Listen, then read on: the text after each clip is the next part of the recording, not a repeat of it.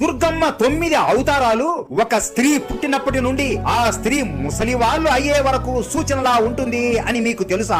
మొదటి రూపం శైలపుత్రి. ఈ రూపం అప్పుడే పుట్టిన బిడ్డకు సూచన లాంటిది. ఎలా ఆడబిడ్డకి మొదటిగా తన తండ్రి ఇంటి పేరు ఉంటుందో శైలపుత్రికి కూడా తన తండ్రి పేరు ఉంటుంది. శైలపుత్రి అంటే పర్వతాల పుత్రిక అని అర్థం. రెండవ రూపం బ్రహ్మచారిణి. ఆడపిల్లను చదవడానికి ఎలా స్కూల్ కు పంపుతారో అలా బ్రహ్మచారిని గురుకులంలో ఎక్కువగా తపస్సు చేసుకుంటూ ఉండేది. మూడవ రూపం చంద్రగంట. అమ్మవారికి ఎలా 10 చేతులు ఉంటాయో అలా ఆడపిల్ల చదువుకున్నాక పెళ్లి చేసుకున్నాక ప్రతి ఒక్క విషయంలో ఆమెకు మించిన వాళ్ళు ఎవరు ఉండరు అని అర్థం. నాలుగవ రూపం కుష్మాండాదేవి. ఈ రూపం ఒక గర్భవతిని సూచిస్తుంది. ఎందుకంటే అమ్మవారు ఎప్పుడు కడుపు దగ్గర ఒక కుండ పెట్టుకుని ఉంటుంది. కుండ అచ్చం గర్భవతి కడుపులా ఉంటుంది. ఐదవ రూపం స్కందమాత. ఈ రూపం ఒక ఆడపిల్ల ఇప్పుడే పిల్లవాడికి జన్మనిచ్చి చేతిలో పట్టుకొని అమ్మలా మారిన దానికి